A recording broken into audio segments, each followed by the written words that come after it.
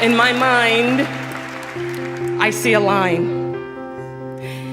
And over that line, I see green fields and lovely flowers and beautiful white women with their arms stretched out to me over that line. But I can't seem to get there no how. I can't seem to get over that line. That was Harriet Tubman in the 1800s. And let me tell you something. The only thing that separates women of color from anyone else is opportunity.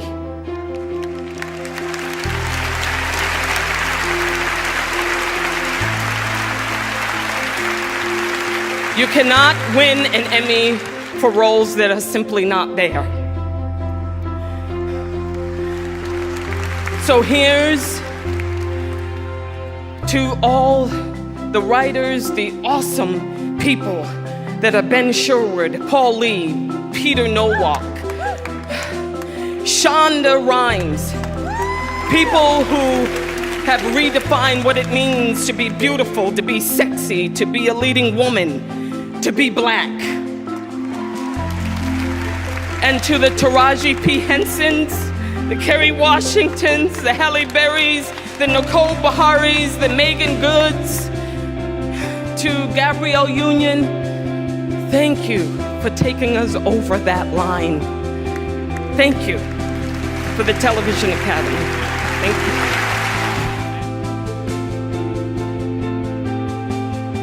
you. What is there but a dream? You can't trade in your dream for another dream. I am so proud to be an actor, and I thank the Screen Actors Guild for this award.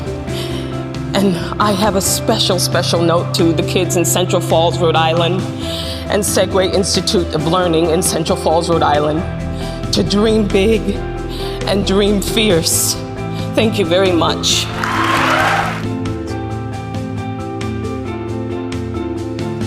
I mean, I don't mean to sound confusing. When you talk to most actors, they will tell you, oh, this is what I've always wanted to do. I love acting, and I do love acting. But it's like any commitment. You have periods where you fall out of love with it. And along your journey as an actor, there's so many moments you fall out of love with it that you wonder, you forget why you wanted to do it, and you wonder if this was really what you meant to do. But basically it is a love, I guess. I think along the way I've questioned the commitment. So those moments of questioning come when you're doing work that's not as interesting, or do they come even when you're doing particularly interesting things? They come when I'm not doing things that are interesting. They come when I'm doing something interesting, I think, and it's not received well. They come when the business strangles my love of it. Those are the moments that it comes and you forget why you love it. You do. And sometimes the memory lapse can last a long time. And then you think, okay, there's got to be something else that's going to come in it that just comes in my life that's going to wake me up in the morning. That's the journey of an actor, though. I guess that's what it is. Well, I think when anything you love becomes a job, it hurts. Yeah. It doesn't have that same, and you know, when you, I mean, obviously a lot of people just go through life looking for the weekend, as the song did. Yeah, exactly. But if you have things that you're passionate about that you're looking for, that, you know, re-examining it and finding it again, Yes. it's a challenge we all go through in every Absolutely. profession over and over and over. Yeah, and I guess that's what it is. I went through that long kind of diatribe, but really it's That was a great sidetrack. but really that's what it is. You question the passion. You know, it's like any commitment. You got to work on the passion too. You got to work to bring the passion back.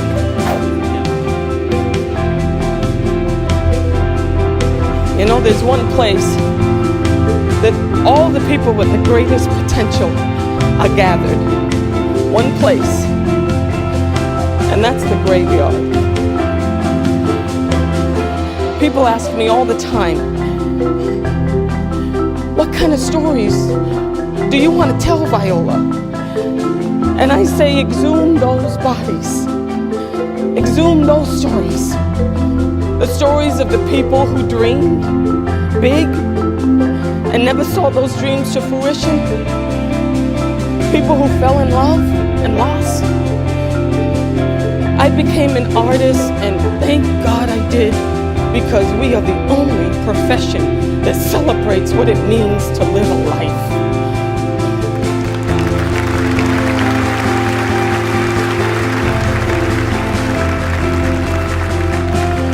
So here's to August Wilson, who exhumed and exalted the ordinary people.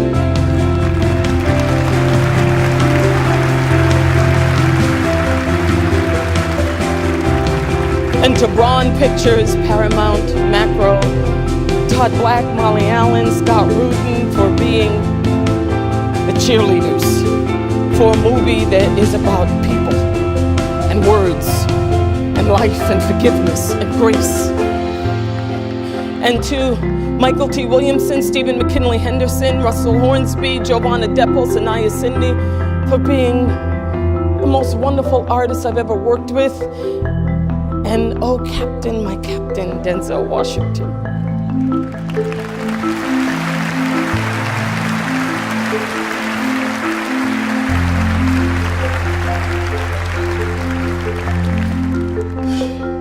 Thank you for putting two entities in the driving seat, August and God. And they served you well. And to Dan and May Alice Davis, who were this and are the center of my universe. The people who taught me, good or bad, how to fail, how to love, how to hold an award, how to lose. My parents, I'm so thankful that God chose you to bring me into this world. To my sisters, my sister Dolores, who's here, who played Jaji and Jaja with me. We were rich white women in the Tea Party games. Thank you for the imagination. And to my husband and my daughter,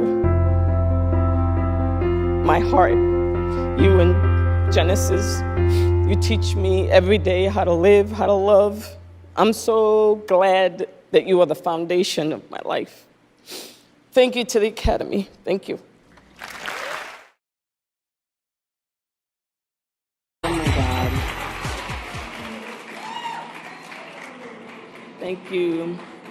Thank you, Sherry. Thank you, Hollywood Reporter. Oh my God. It's been a very inspiring morning. Every time I think of leadership, I don't always come to mind, but I think of Martin Luther King. His last speech before he was assassinated was the mountaintop speech. And he was suffering from pneumonia at the time. And he had just come from his parents' house, where he was singing, dancing, eating all night with his kids, and left to go help the sanitation workers in Memphis. It was his sort of last gig. Everyone said that he didn't have to go, but he wanted to go. Sanitation workers were living in abject poverty, and they couldn't even feed their kids. So he left, and his mom told a lot of the people around him, said, you tell Martin that, tell Martin we had a great time with him. And we want more moments like this with him, just every day. So he leaves, and suffering from pneumonia, he gives his last speech, where he pretty much sees his death. That's what I think about when I think about a leader. I think about the first one that goes through the plate of glass and gets cut, scraped, loses their life. And that's why I accept this with that in mind. And I also think about the scene from The Exorcist, where Ellen Bernstein comes running home after a long day of work as an actress, and her assistant, who is a hell of an assistant, by the way, if she was taking care of, you know, her employer's kid who was possessed by demons. I don't have that kind of assistant. And her assistant says, "Oh, you've got to see what's going on up there. Man, you got to come. You got to see it for yourself." And she guides Ellen Bernstein upstairs to a cold room where her daughter is tied to a bed. And she lifts the child's nightgown up, and she takes a flashlight and she says, "You gotta see this." And she shines a light on the little girl's stomach. And on the stomach is written, "Help me." As if she's somewhere in that body, but she's being possessed by these demons. But somewhere she musters up enough courage to say, "Help me." That's how I feel every day in this Hollywood community and in my life, in trying to live my authentic life. Except the demons aren't gargoyles.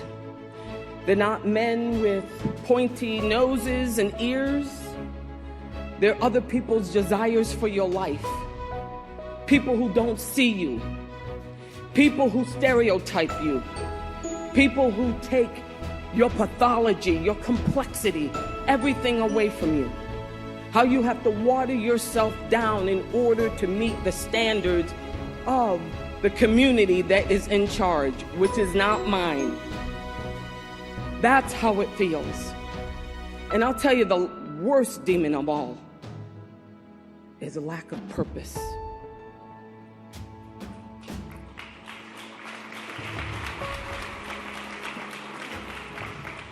Because let me tell you something.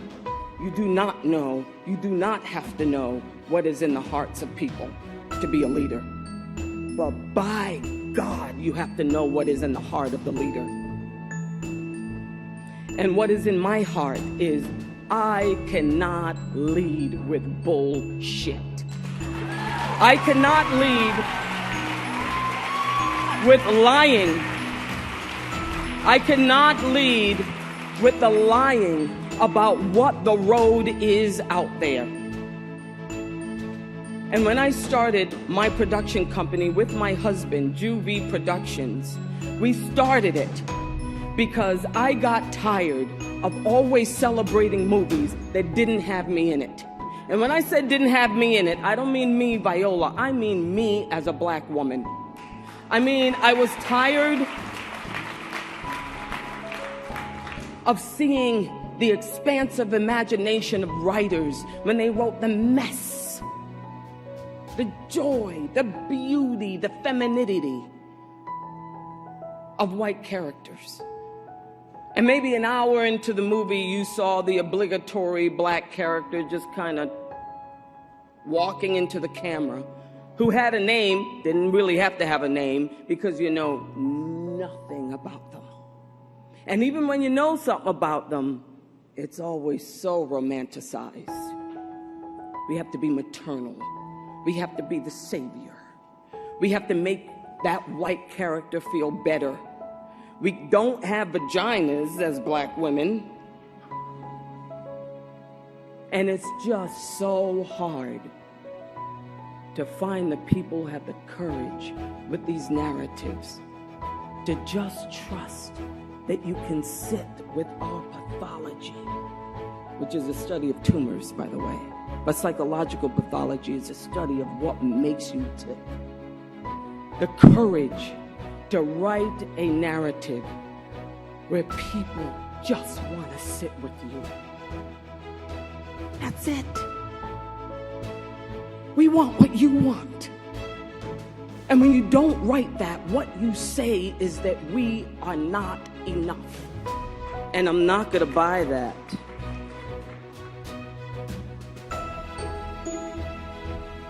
So what's the takeaway? The takeaway is my biggest elixir and gift to anybody that I have mentored, that has come in my path. Anything that I am creating with Juvie, what I say, I can say a lot. But my main message is stop taming us. Stop. Everything that I am and everything that we are inside is what makes art and this world rich. The Brady Bunch, Gilligan's Island, Leave It to Beaver is a lie.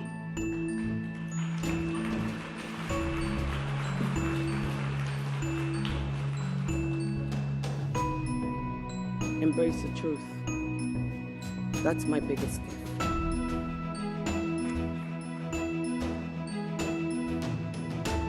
I think that there's something to be said about being wild. Huh?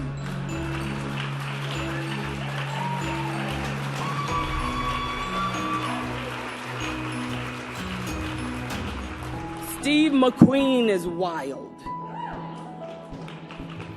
Barry Jenkins, Ryan Coogler, beautiful Black Panther, Greta Gerwig. You know, these people who just dare, who say you cannot silence me. Because you know what? You can love her with everything that you have, but she does not belong to you, okay? She will run wild with you. She will walk beside you, and with every step. But let me tell you about women who run with wolves, okay? That their fierce hearts don't settle within walls, and that their instinct is bigger than their upbringing. So you have to love her wild, or you have to leave her be.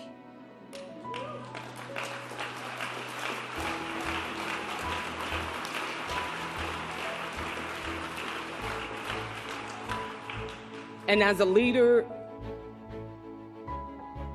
with my husband, with Juvie Productions, what I say, and I say this to critics too, by the way, because a lot of critics are really white men who are judging me and they don't know me.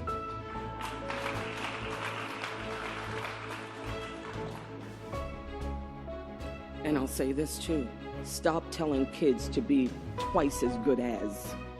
Stop it. How do you be twice as good as anything? They're good enough how they are. How do you be twice as good? My big thing with Juvie Productions is there is no limit to how we see narratives with people of color. That there's only so much I am going to kowtow to this business. And my gift to anyone is that. Don't tell anybody, don't let anybody tell you who you are.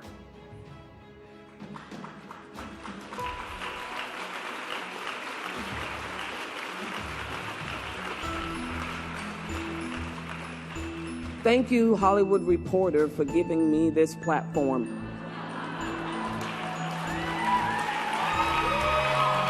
I would say, this is my fist pump, this is my drop the mic, this is me.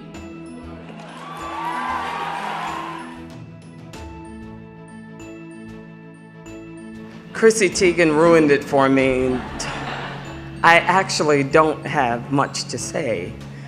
I just find it so interesting that some of the greatest myths come out of people just sort of dying to themselves and being resurrected. It always starts with a death. Always starts with just hitting rock bottom and having nothing left. You know, I came from a story where I didn't feel just less than, or I just didn't have a voice or not pretty. I felt invisible. And I came from a long line of women who felt invisible. And they're the ones who attempted to throw me an invisible rope.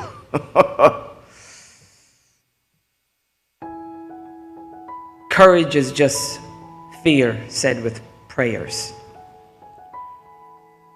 And I feel that it takes a great deal of courage to hit bottom and to feel invisible, and then to share one story. But it's in the sharing of the story in front of people who have empathy that kills shame. And once that shame is killed, guess what? You're running. And when I look at the zeitgeist today, and I look at what is happening with women in terms of sexual assault, in terms of poverty, in terms of politically what's happened, I think to myself, the change and the shift that needs to happen is the internal. It's finding the courage to own one's story, to say and wake up one day and feel like, damn, I'm not perfect. Sometimes I don't feel pretty. Shit, sometimes I don't want to slay dragons. Sometimes the dragon I'm slaying is myself. But damn it, I'm worth it. I don't have to barter for my worth. I don't have to pay someone for it. I came out of my mom's womb worthy.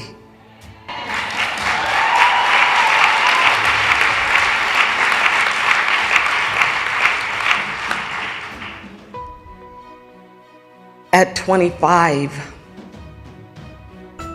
which was a time in my life that I was at Juilliard, and I went to Juilliard and they basically said, you're overweight.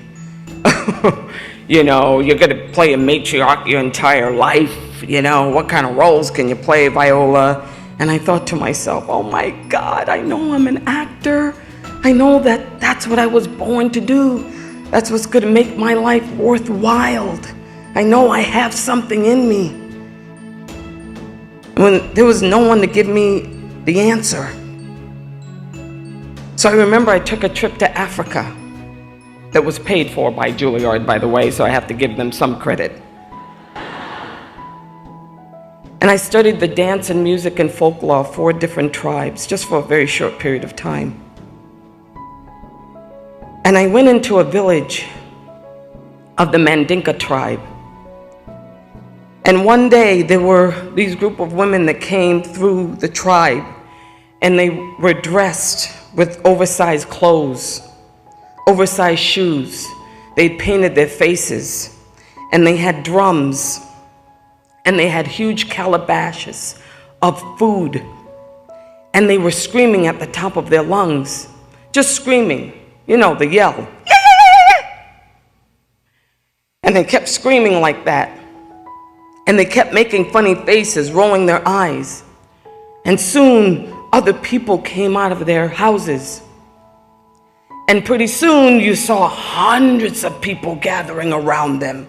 Hundreds of them. And they passed the calabash around the food, and they all just slopped it in their mouths. And they slopped it, and they ate it, and passed it around, and then all those people were screaming so loud I couldn't hear myself. I was like, what the hell is this? What ritual is this? And I later found out that these were women who were infertile.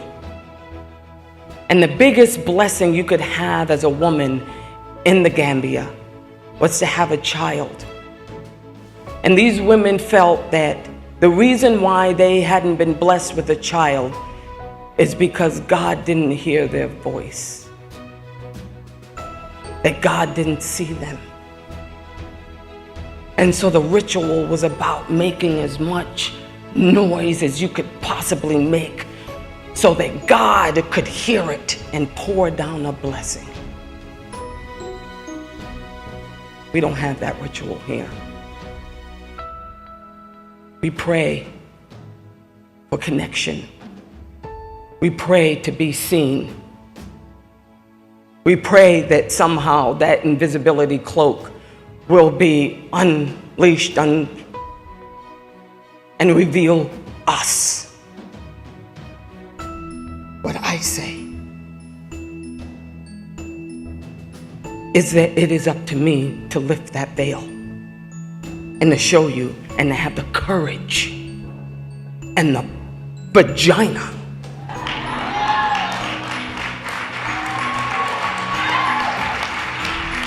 to not have to get it together to show up. To show up and perfectly and beautifully and messily as I am. And it's that truth that connects me to everyone in this room. It is that allows you to unleash your story and do the same. You know, lighthouses don't go around the island just shining their light and saving people. They just sort of stand there shining. That's what I choose to do with my work. I just choose to be me. And I think that's something that we all can do.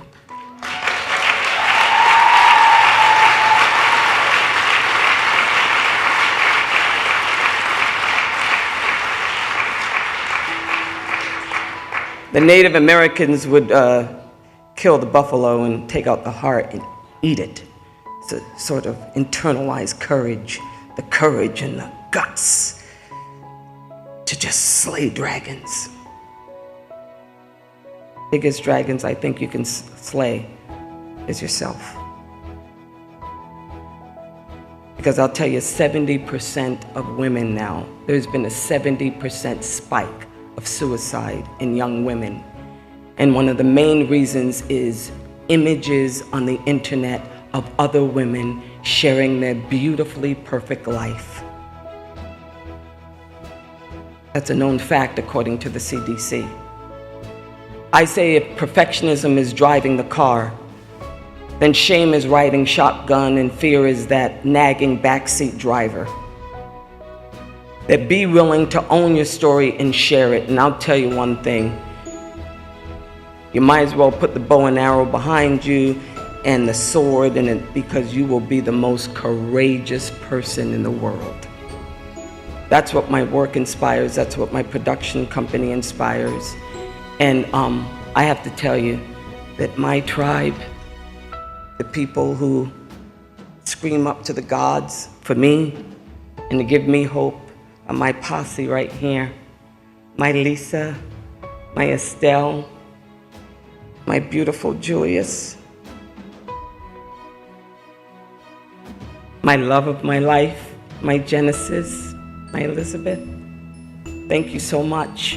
Thank you, Glamour Women of Glamour Magazine. Thank you for this honor.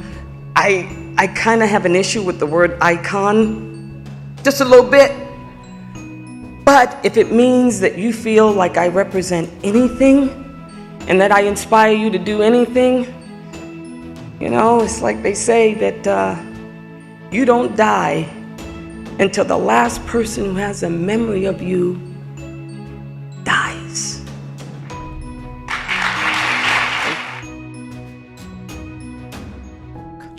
Well, in 3rd grade, this kid was always teasing me. I won't mention his name, but he was always teasing me, calling me, you nigger, you black nigger. It's just every single day. This is way, way back when. So one day I said, I'm going to get him. He was considered the fastest runner in Central Falls. And I said, I'm going to beat your butt. I'm going to race you at recess. You're not the fastest runner in Central Falls. I'm the fastest runner in Central Falls. I probably flipped him the finger. You know, I was a vulgar kid too. You know, I could give it as much as I got it.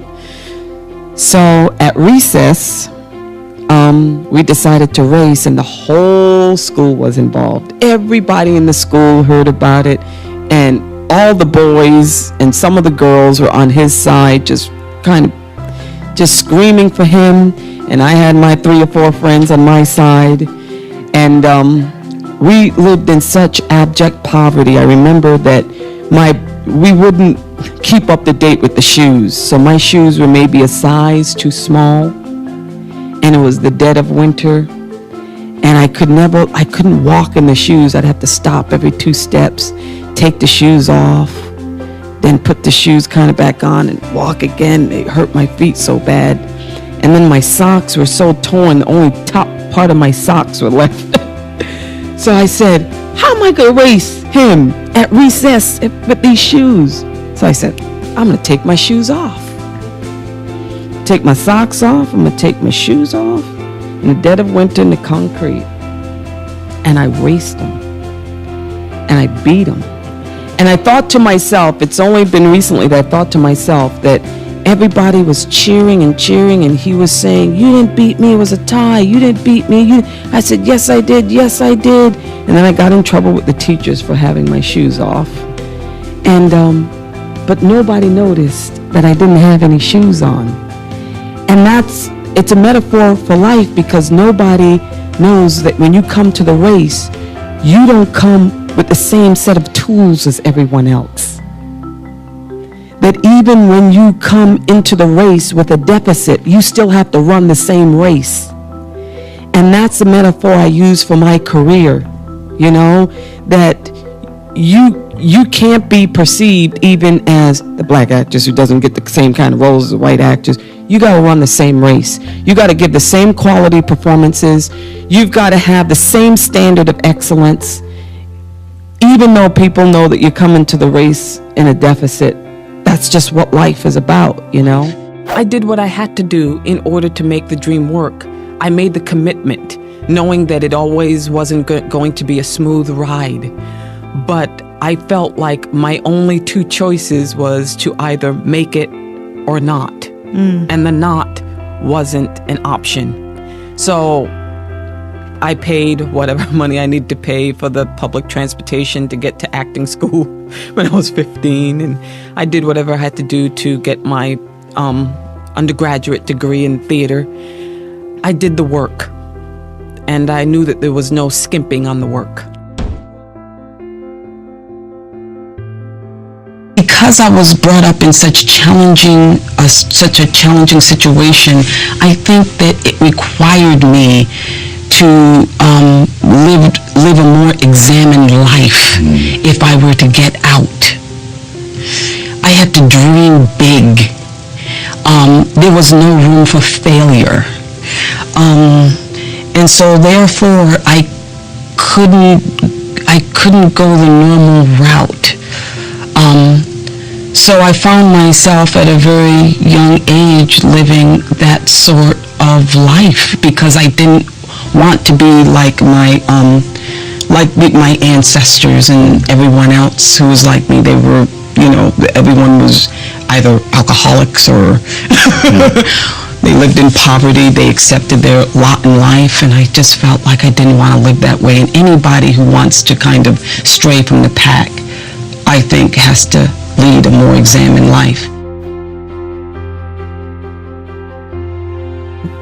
That's all you have at the end of the day is your work and your integrity at all costs. I don't care if it's 4 scenes in a movie, and I don't care what it is, that you have to infuse it with as much excellence as you can. So when I, was able to work with Meryl Streep, it was a dream come true, and I knew that I had to step up my game.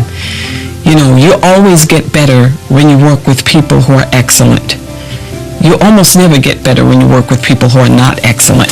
So when did that dream hit you? If it's hitting Genesis at 5, when did it hit you that you wanted to do this? Well, Cicely Tyson, autobiography of Miss Jane Pittman, when I was 7 years old. That was it. That was literally, I can absolutely mark it definitively, in 128 Washington Street in a rat-infested, not mice-infested, rat-infested, condemned apartment building with almost no plumbing. Every once in a while the plumbing would work. No phone, lack of food, most of the time no electricity. no hot water. But that one, it was summertime, I believe, and we had some electricity because we ran the wires through the other apartment. We had that one TV that you put the aluminum foil on the antenna, and I saw magic. I saw craft, and that's what I wanted to do. I wanted to be an artist. I didn't want to be a celebrity. I didn't want to be an entertainer. I wanted to be an artist because that's what I saw. You always have to have a boundary as an actor. For me, you are not going to see me naked. I'm not going to get naked. I turned down a lot of money to get naked for this one television show that actually never made it. But because I said, I'm not going to be able to live with this if this is kind of preserved in celluloid forever. But you always have to have a boundary of what you will or will not do. Now, your boundary is different from my boundary because it's like you weigh your choices. And for me, if it's going to be too degrading and it's going to be something that I can't live with, I can't do it. I can't do it. And I can't even do a lot of roles where I cuss a lot. I had to do an audition where I had to really, but it was extraordinary amount of cussing. I just couldn't do it. And I don't feel like I'm that puritanical, but it's just too much for me. So if you don't have any boundaries, then you're going to be a puppet. And at the same time, you have to live with yourself at the end of the day. That's something the actors, people, we do a lot because we want it so bad, so we're willing to do anything to get it. It's good to have boundaries. I think it's really good. I know. Well, it's based on a play, so I read the play, and after I read the play, I said, I don't even understand this woman. I don't know why this got all this attention. This woman wants to sacrifice her son, and da-da-da-da-da. And I had all the kind of responses that you would have with a character that you didn't understand.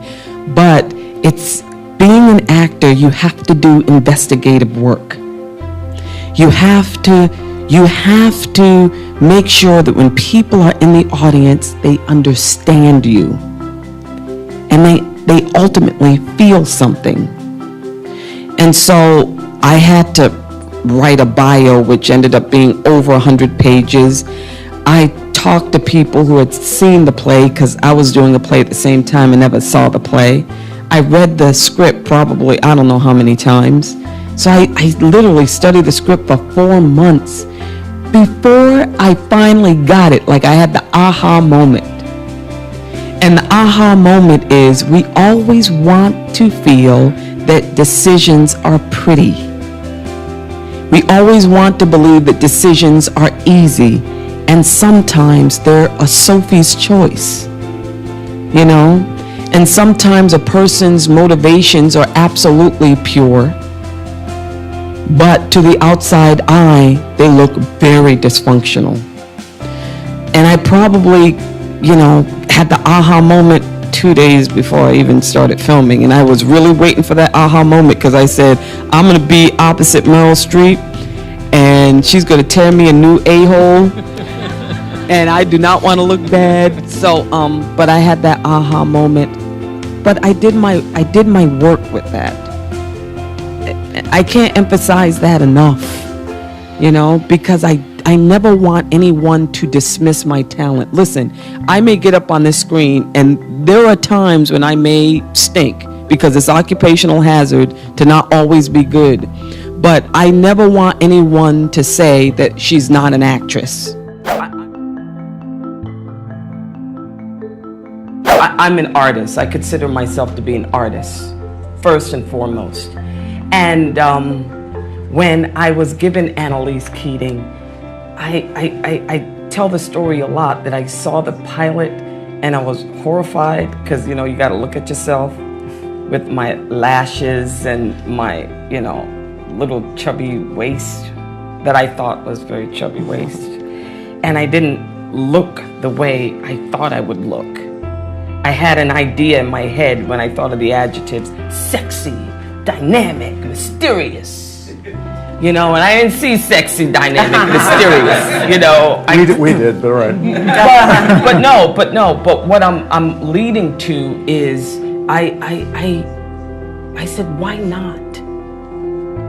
And I think that that's where it all begins, is that question of why not? Why can't I be sexy? I reject the notion in the past that dark-skinned women cannot be beautiful. I reject the fact that if I take my wig off and do a whole scene with my fro, that somehow that is taboo.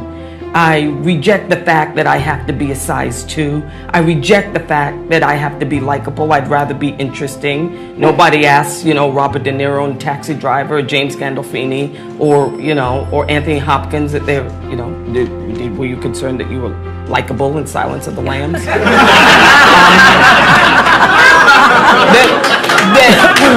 that somehow you have to reject all the things that people have told you you were. And I think it starts there. That's amazing. And I don't think, you know, who can follow that? I don't think that. On that note.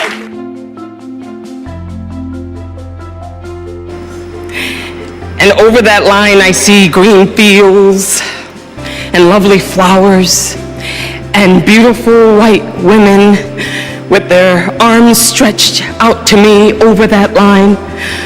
But I can't seem to get there no how. I can't seem to get over that line. That was Harriet Tubman in the 1800s. And let me tell you something. The only thing that separates women of color from anyone else is opportunity.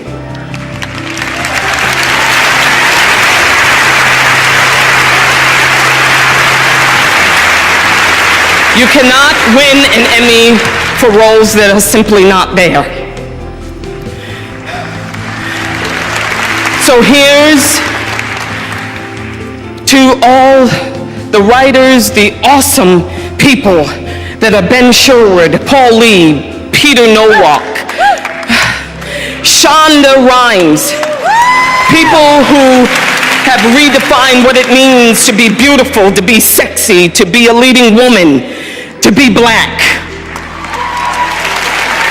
And to the Taraji P. Hensons, the Kerry Washingtons, the Halle Berrys, the Nicole Beharies, the Megan Goods, to Gabrielle Union, thank you for taking us over that line.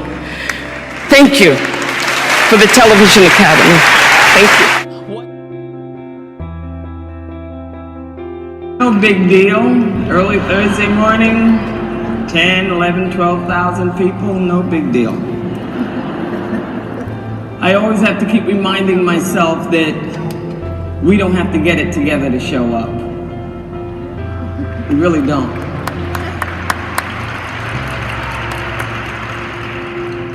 You know, I was not able to confer with my 7-year-old this morning. She always says, "Mommy, I don't want you telling that story. And please don't use that voice when you tell a story about me," but I'm gonna use that voice. She'll forgive me. But I wanted to say that my 7-year-old daughter, Genesis, was drawing in the back of the car one day, and she drew a heart, and she colored it in. And then beneath it, she drew a heart that she did not color in, and then she drew another heart that she colored in. And then in the upper left-hand side of the paper, she drew a bunch of little pieces, just broken squares, and she said, "Mommy, this heart that's colored in is full and happy, and it's full of all the stuff that's good. And then these bottom hearts, the one that's empty is sad all the time. They don't like people. And the heart that next to it is full. And then on the upper hand side, Mommy, is always sad. These hearts are just broken. Always sad, Mommy. So Mommy, which one of you So I colored in the full heart. I said, Genesis, mommy's heart is full of so much love and joy because I have you.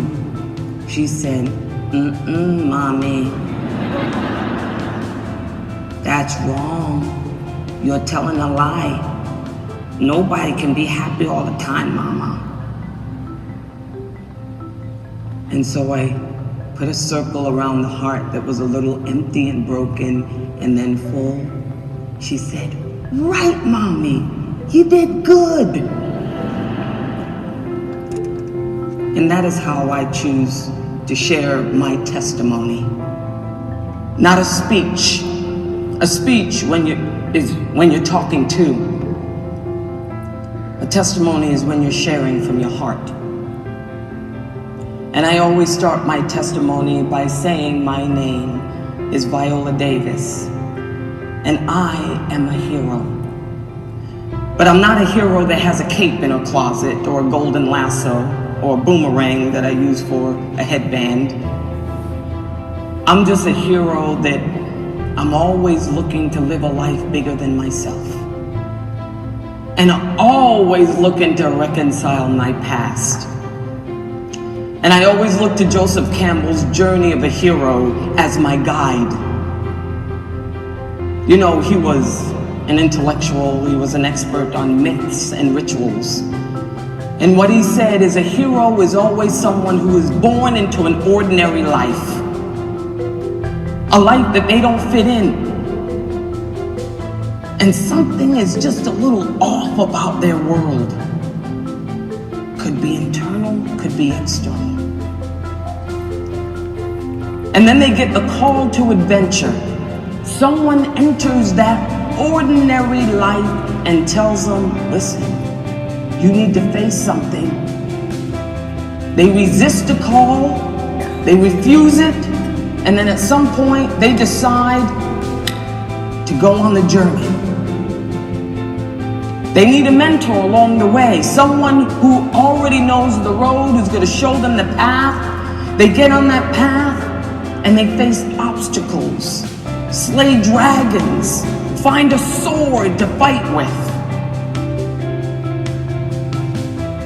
And then they start the journey back to that ordinary life. And that's when their life is really threatened. They almost lose it. People really try to block their path. But then, by God, they make it back to that ordinary life. And they share that elixir with others. They share what they learned. That elixir that can prolong life. My ordinary life started when I was born in 1965 on Singleton Plantation in South Carolina, to a mother who had an 8th grade education and a father who had maybe second. I was born in my grandmother's house that had no running water, no toilet. And my mom said, Viola, when you were born, after you came out, I had a sardine, mustard, onion, and tomato sandwich.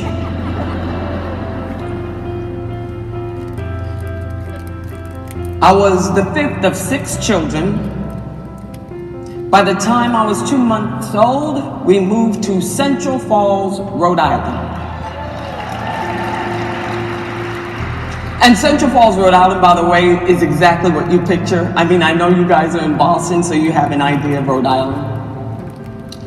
But in 1965, we were the only black family in Central Falls, Rhode Island. And because I had a mother who had an 8th grade education and a father who had a 2nd grade education, who groomed horses on the racetrack, which is why we're in Rhode Island. 2 of the biggest racetracks were in Rhode Island, Narragansett and Lincoln Down. And so when we came to Rhode Island, we lived in abject poverty. In my culture, we call it po. It's a rung lower than poor. And the house that I always remember, the apartment I always remember, is 128 Washington Street. My sister Dolores and I always referred to it as 128 Viola dream last night about 128. Oh my God, Dolores, 128? Yeah, 128.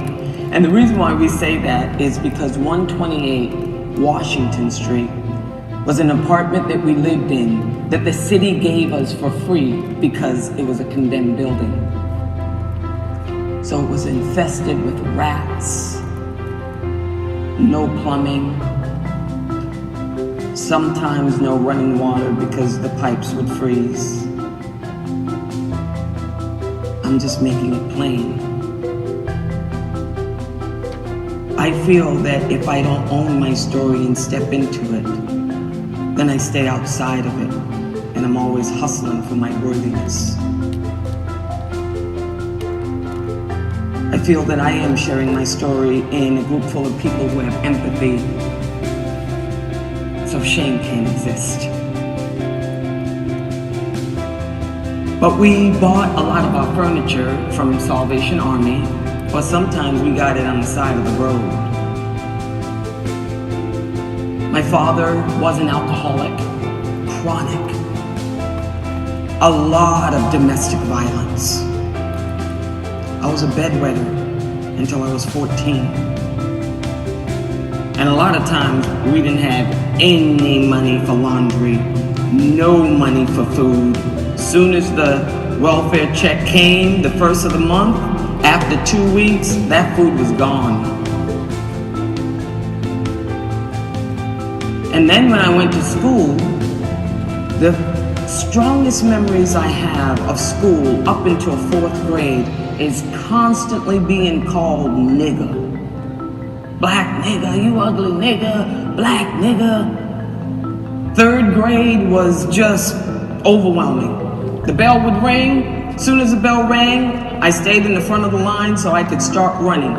Ran home. Because when I look back, I would always see anywhere from 8 to 9 boys who would pick up anything along the side of the road, whether they be sticks, bricks, anything, and they would run out, you ugly black nigger.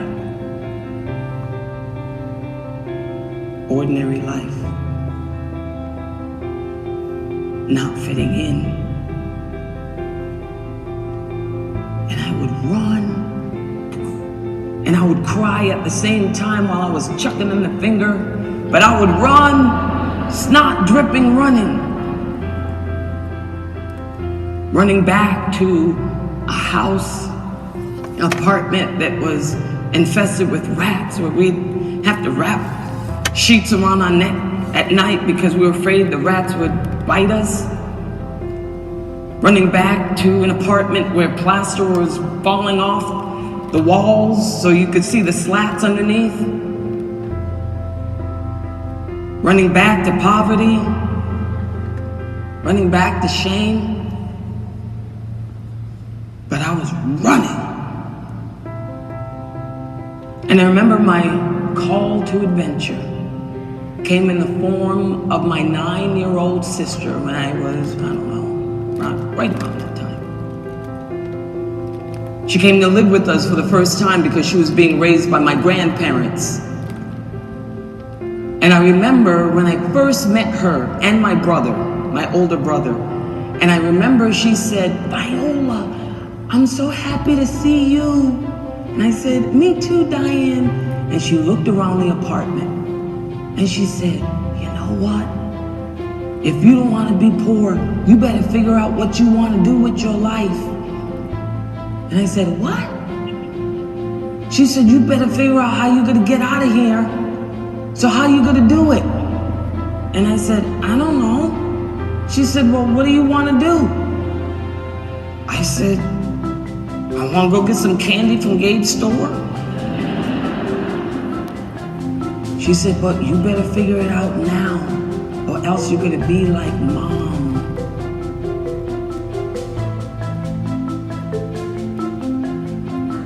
I didn't want to be like my mom.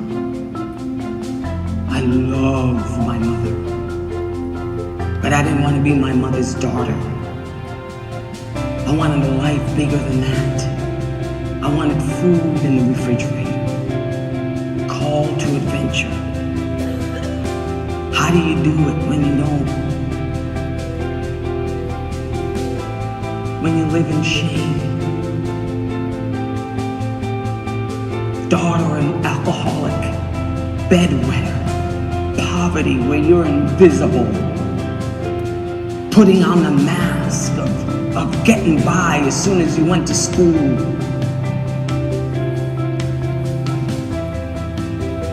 And my aha moment came in the form of Miss Tyson when I saw her on that television screen at 128, you know, with the television screen that you'd put the aluminum foil on the antenna and you'd always be messing with it so you'd get a really, really good picture on the TV. Oh, but that picture came in loud and clear. Because when I saw her, I saw a physical manifestation of a dream. But you know, I was still running.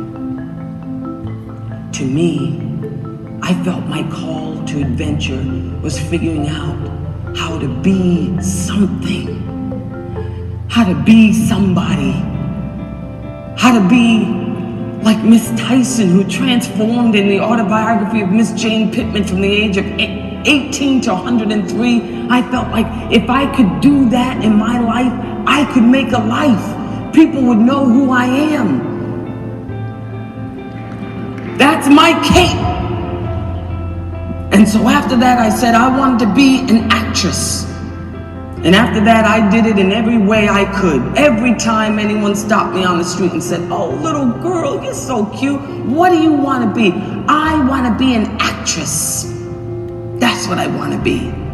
And there was power in that. But 128, listening to the rats eat my toys at night. Bedwetter.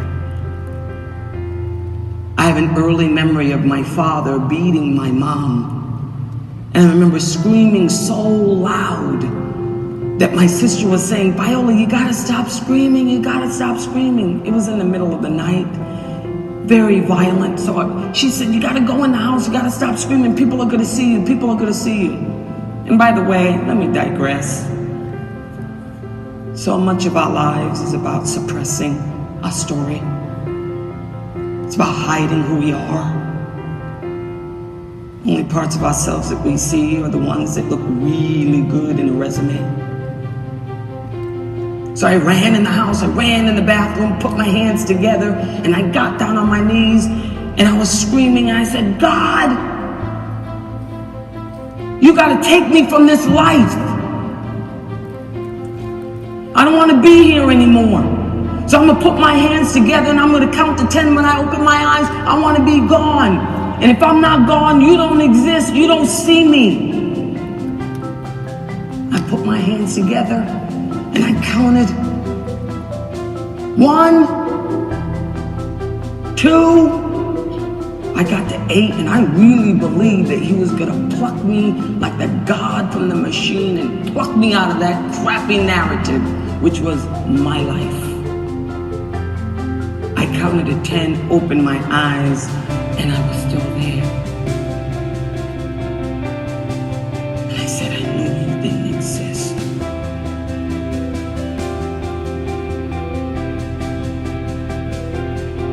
But he did. He plucked me. Listen, externally, after that, I made the decision to be an actress. I wanted to be great at what I did. I wanted to be an artist. I thought it was a great profession of empathy, of channeling one's emotions into transforming into a character and giving it to an audience for them to feel less alone. I did it in every capacity I could. I did it in school. I did it in my undergraduate career at Rhode Island College. And then I went to Juilliard and I was like, oh man, I am not my mother's daughter. I'm a college grad, went on to Juilliard, and now I'm a professional actress.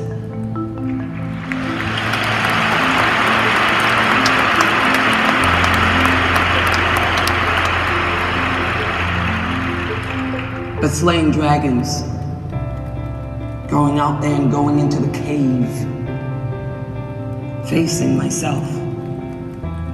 Because at 28, I crashed and burned. And I'll tell you why I crashed and burned. Because I wasn't owning who I was. That's a big thing, especially for women. I don't know how to be a warrior all the time. I don't know how to go out there in the world and slay dragons and at night go home and not feel so good about myself.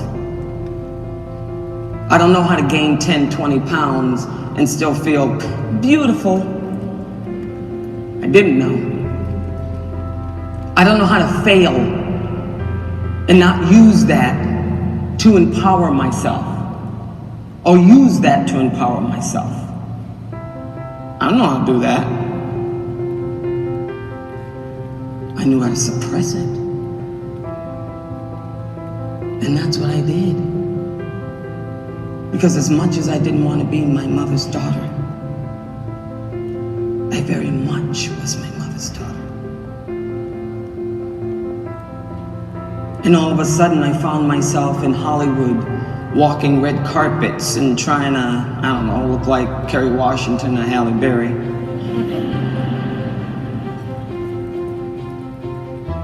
And all of a sudden understanding that that little girl who was running from the 8 and 9 boys and chucking the finger because they were calling me ugly black nigger, as much as I was running from them, I believed them. You know, that's what happens when life gets to you. And then you go out into the world and you can't connect. You know, they say, because I am by myself all the time, it is I who am my tormentor. And it was me. It was me that was going home at night and having anxiety attacks before I went on an audition. It was me who was walking into a room and putting on makeup and braiding my hair and trying to be the cute girl and not feeling so beautiful.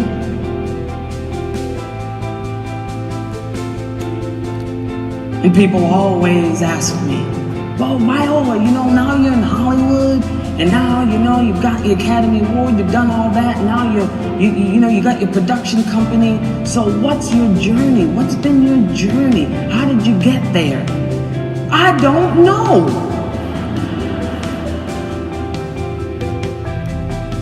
I did not come to my faith with a huge leap. But rather, it's been a series of staggers from what seemed like one safe place to the next. Like lily pads, green and round, they held me up and kept me strong until I got to the next lily pad. And that's how I moved through the swamp of doubt and fear. So why am I standing here in front of you? What do I have to say? I'm here as the wizard. I find that every time I come to a women's conference, I see a very small population of women of color. Very small. And it's the same thing in Hollywood, by the way. I've gone through my entire career just driven outwardly, but not ever stepping into me until I got the Oscar nomination for The Help and realized I hit the wall and I needed to reconcile the fact that the world out there has done a job on dark-skinned women. That I no longer wanted to see myself on screen as someone's chatty best friend. That the elixir that I finally grabbed in my journey was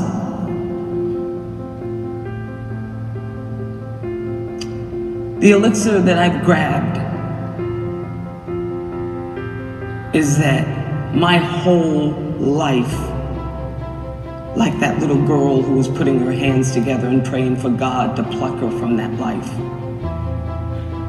everything that was put before me gave me everything that I needed to step into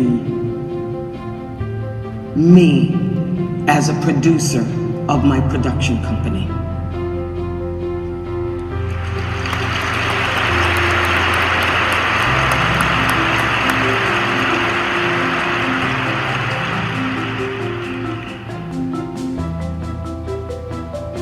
Every bit of, every stumbling block, every obstacle, all of my experiences, me being a bedwetter, me growing up in poverty, the more I begin to understand that it is because of all of that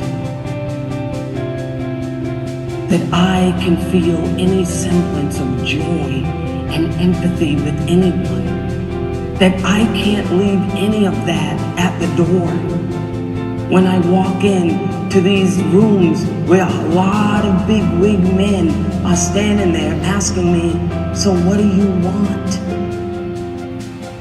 Because I always feel like I have to be the dude. I always feel like I have to be the one who's suppressing my feminine voice. The fact that I didn't come from, I don't know, Tony Newton, Tony Beverly Hills. The fact that, listen, I have seen Lord knows how many movies this year, last year, the year before, and I know that you're committed to the diversity issue. I know you're committed to inclusion, but I don't see it.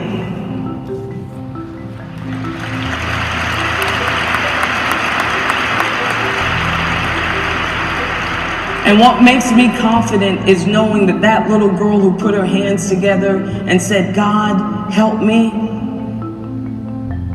she's still in me. She still has her hands together. And she's saying something that she couldn't say then.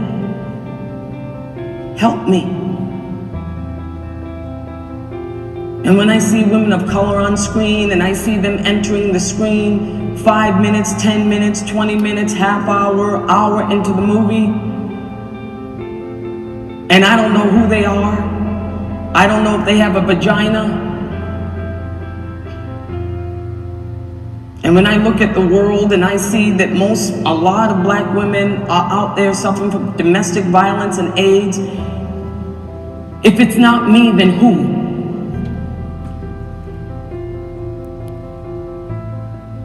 Worthiness is not a prerequisite. And it's not always going to be convenient when you need to step up into the position of leadership. But what I know is that one thing that I cannot do anymore is wear the mask that grins and lies.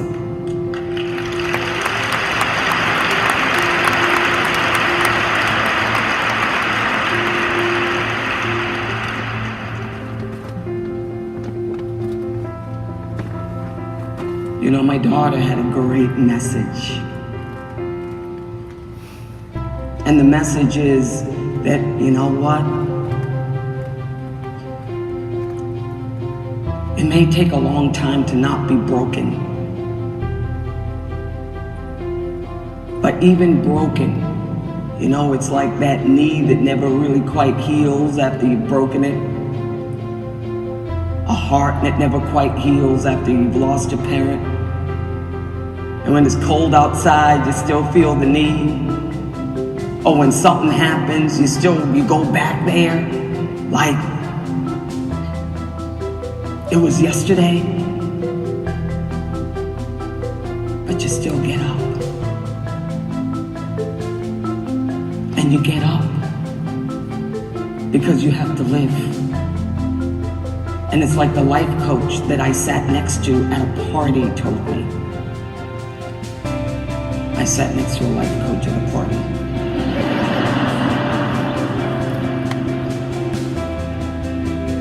And I said, you know what? I feel empty all the time. It's like, I really do. It's like I work and work and work all the time, and it's not giving me the same semblance of joy. It really isn't. And he's like, yeah, that's because everybody works for success. That's what this convention center is all about. How do I work at my optimal? I want to be big. I want to be a leader. I want to be on top. I said, yeah, that's how I feel. He said, I know. So then you hit success. You hit it, Viola. You're on top. But you forgot about the final step. And that's significance.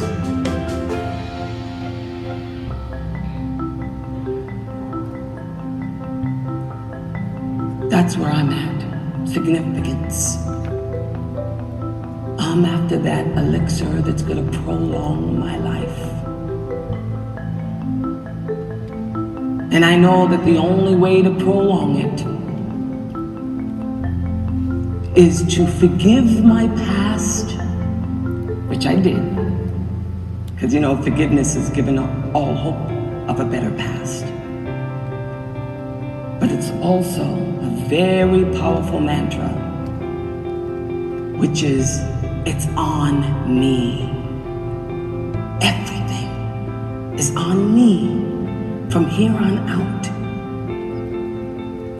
And either I can understand that everything in my life is generated from me, and I have the power to either embrace it or not, step into it or not.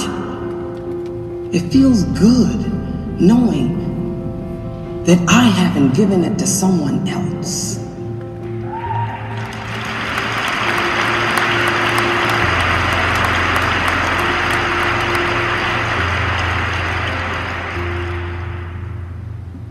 Until Shake Shange wrote a play called For Colored Girls Who Have Considered Suicide When the Rainbow Was Enough.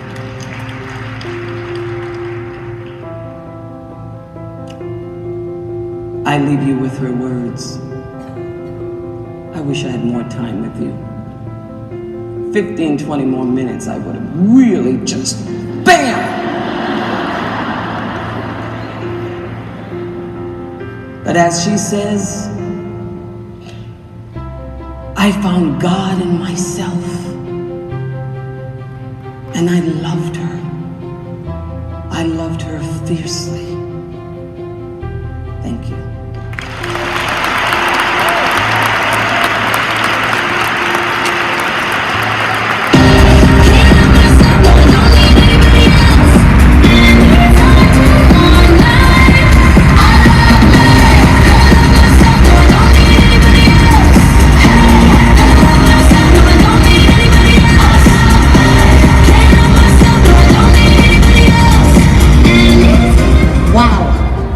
Right? Wow. We're sitting backstage and wow. Goosebumps. Thank you, Viola. Thank you for your honesty and your courage and being so raw and so real. That was so inspiring. It really was. It was remarkable. I was hanging on every word. I'm sure you were too. And I'll remember everything she said for a long time. And yes, you can catch her on WCVB on Thursday nights. I have to say it, right? You've got to promote a little bit on How to Get Away with Murder, and we're so grateful that she came today and graced us with her words and her stories and her honesty. Amazing. It was so good. I feel so lucky that we're all together and we could all experience that. That was awesome. All right, now we're extremely excited. I just said hello to him. Last time we were together was a couple of days ago with Pedro Martinez. He is the mayor of the city of Boston. Acting is not rocket science. but it is an art form. And what I find that as the time has gone on, that people have kind of forgotten that it's an art form. I had a guy who drove my husband and I somewhere, and he said that his brother was an acting coach. And more young people are coming to him and saying, just make me good enough to get the role. Yeah. And I didn't go in it for that. And I'm not trying to make myself look good either. But when I saw Cicely Tyson do Jane Pittman, I wanted to be a crafts person. I really understood that it was a craft, that I wanted to transform in every role. I wanted to be brave. And now it's gotten harder to do that when, especially as your profile raises, it gets harder to do that.